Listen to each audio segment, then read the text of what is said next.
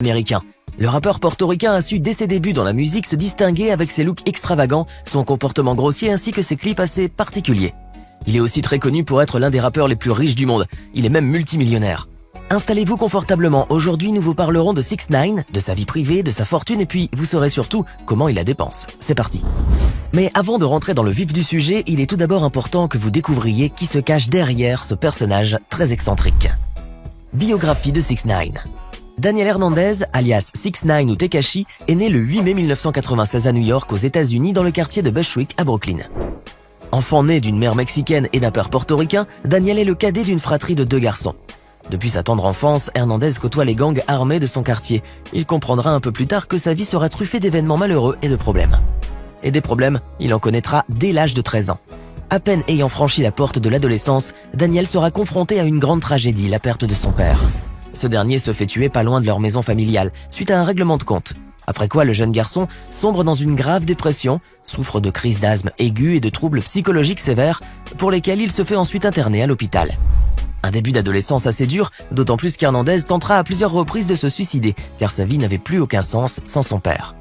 Cette même année, Hernandez se fait expulser de son collège pour comportement déplacé et il ne poursuivra jamais son cursus scolaire par manque de motivation.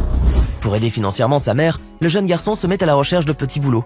Il en trouvera un dans le domaine de la restauration, mais là encore, il se fera renvoyer pour manque de compétences.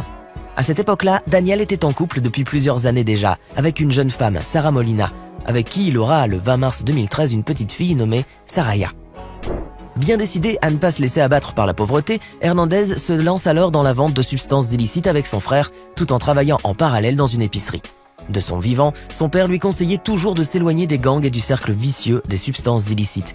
Mais Daniel s'est quand même laissé entraîner dans cette activité, qui sera d'ailleurs la cause de sa première incarcération, puisqu'il a été accusé d'avoir agressé son employeur après que celui-ci ait découvert ses trafics illégaux.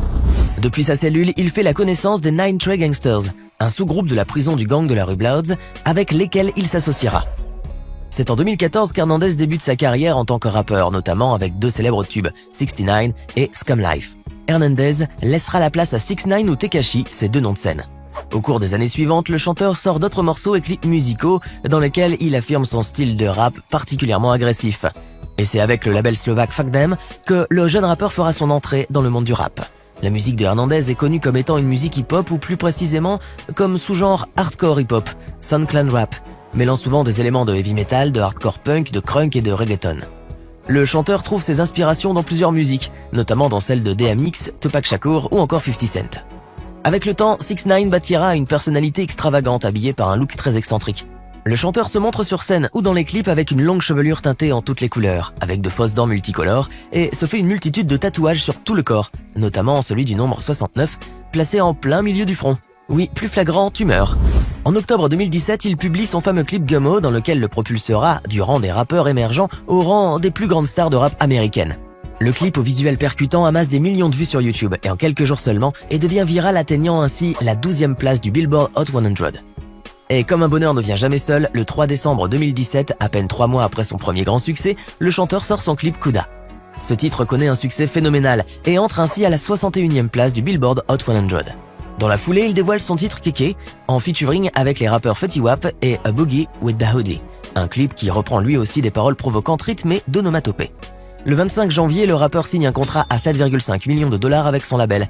Il sort ensuite sa première mixtape intitulée Day 69 qui se vend à 55 000 exemplaires rien que la première semaine. Traîné en justice. Même si sur le plan professionnel, le rappeur connaît un succès monstre, dans sa vie privée, en revanche, c'est un peu le chaos, puisque 6ix9ine a toujours eu de graves problèmes avec la justice.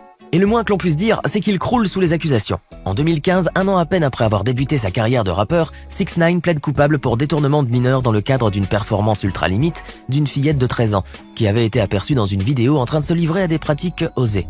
Il déclare cependant pour sa défense qu'il n'y a eu aucune relation sexuelle entre eux et qu'il ignorait qu'elle était mineure au moment des faits. Il évite 3 ans de prison en se pliant à un accord avec sa juge, celui de ne plus diffuser d'images à caractère libidineux mettant en scène des femmes ou des enfants sur les réseaux sociaux, en plus de ne plus commettre de crimes dans les 2 ans à venir.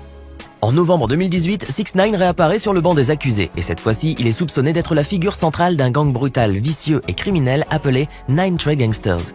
Vous vous rappelez? Le gang qu'il a connu lors de sa première incarcération. Il fait aujourd'hui face à 17 chefs d'accusation, notamment pour vol, trafic de substances, port d'armes et crimes. En attendant de pouvoir répondre à ces accusations, 6ix9ine encourait jusqu'à 47 ans de prison, pouvant aller jusqu'à la perpétuité. Et ce n'est pas tout. Quelques jours seulement avant son arrestation, le 11 novembre 2018, sa petite amie Sarah Molina porte elle aussi plainte contre lui pour violence conjugale. Celle-ci accuse le rappeur de l'avoir battu pendant près de 8 ans et le décrit comme étant un pervers narcissique et manipulateur violent. Le rappeur, quant à lui, finira par avouer avoir en effet commis des violences conjugales sur sa petite amie. Cependant, alors qu'il devait séjourner encore longtemps en prison, le 2 avril 2020, 6ix9ine a pu négocier avec le juge Paul Engelmayer une libération conditionnelle au vu des circonstances liées au Covid-19. Car rappelons-le, Tekashi, souffrant d'asthme, risquait sa vie en prison. Il a ainsi finalement été libéré après que sa demande ait été rejetée plusieurs fois avant. Un rappeur multimillionnaire.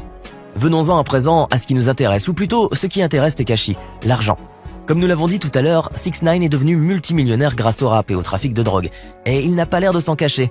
Les contrats de plusieurs millions de dollars que le rappeur a signés avec les labels CMG et 10K Projects en sont certainement pour quelque chose.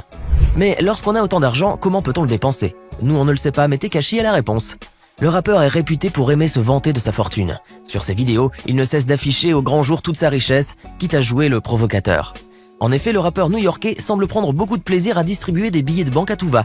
Il publie fréquemment les vidéos de lui sur son compte Instagram, posant avec des piles d'argent. Fashion victime. Sur une de ses vidéos à Dubaï, le rappeur portoricain s'est filmé dans sa chambre d'hôtel et a affiché ses achats récents. Des bijoux en or et en diamant, des montres excessivement chères, des sacs de luxe, bourrés de billets d'argent, de fausses dentures en pierres précieuses, des vêtements de luxe, etc. Et vers la fin de cette vidéo, le chanteur s'est même autorisé une petite douche improvisée avec ses billets de banque. Des images certes provocantes dans lesquelles le chanteur semble jouir de toute sa puissance. Tekashi vouerait aussi une grande passion pour les bijoux en diamant. Après qu'on lui ait posé la question sur sa célèbre chaîne en diamant Jimmy Boy en forme de requin, le rappeur a confié avoir dépensé 750 000 $ pour l'avoir. De plus, ce dernier s'arrange à ce qu'à chaque apparition, la caméra zoome bien sur les milliers de diamants éblouissants qui la composent. On vous assure, ça fait mal aux yeux. Et il semblerait que le requin en diamant ne soit pas la seule folie qu'a faite 6ix9ine dernièrement, puisqu'il a récemment confié avoir dépensé plus d'1 million de dollars sur une toute nouvelle montre en diamant. Alors que l'artiste purge aujourd'hui le restant de sa peine dans sa confortable demeure, il ne perd pas pour autant le nord et tient à garder ses 2 millions d'abonnés d'Instagram, toujours au courant de ses achats. Voiture de luxe, sac Gucci, toujours plein d'argent, montre en diamant, ceinture et vêtements de luxe et surtout sa doudoune Burberry multicolore qu'il a acheté au prix de 2141 petits dollars seulement. Au grand cœur quand même. Mais ne pas s'y méprendre. Le rappeur new-yorkais ne dépense pas son argent que dans les achats superflus, il sait aussi en donner à ceux qui en ont besoin. Il a à plusieurs reprises donné des sommes faramineuses à des écoles et des associations. D'ailleurs, à ce propos, il aurait récemment tenté de faire un don de 200 000 $ à l'organisation No Kid Hungry, qu'il aurait rejeté car leur politique refusait le financement des donateurs dont les activités ne correspondent pas à leurs valeurs. Dommage pour eux. En tout cas, Tekashi a d'autres dépenses à faire puisque sa sortie de prison lui a quand même coûté bonbon. La sécurité de sa vie au prix de millions. Alors qu'il était prévu que le rappeur séjourne en prison pendant 2 ans et ne devait sortir qu'en juillet 2020, sa libération sous surveillance et provisoire a dû être avancée pour des raisons de santé. Même si des rumeurs affirment qu'il n'a payé aucune caution, d'autres en revanche laissent croire qu'il a quand même dû mettre la main à la poche, mais rien n'est vraiment confirmé. En tout cas, s'il y a bien quelque chose qu'il va devoir se payer maintenant qu'il est dehors, c'est sa sécurité. Et il paraît qu'elle devrait lui coûter des millions de dollars. Car pour réduire sa peine en prison, le rappeur avait accepté de coopérer avec des enquêteurs fédéraux et de dénoncer ses anciens associés et membres des Nine Trey Gangsta Bloods, en prenant le risque de se mettre en danger. Ceci obligerait donc le rappeur portoricain à se payer les services d'une garde rapprochée, afin d'éviter d'éventuelles vengeances. Après un long calcul, une année de protection pourrait lui coûter au bas mot 1,2 million de dollars tout rond. Bon, espérons pour lui qu'il a les sous, car ça risque de durer encore un bon moment. En tout cas, Tekashi n'a toujours pas fini de faire parler de lui et de sa fortune. Dès sa sortie de prison, le chanteur aurait gagné encore plusieurs millions grâce à sa nouvelle chanson Gooba, qui au passage a établi un record de 43 millions de vues en 24 heures seulement. De quoi s'autoriser une nouvelle petite folie. Alors, que pensez-vous de la façon avec laquelle 6ix9ine dépense sa fortune? Dites-nous votre avis dans les commentaires.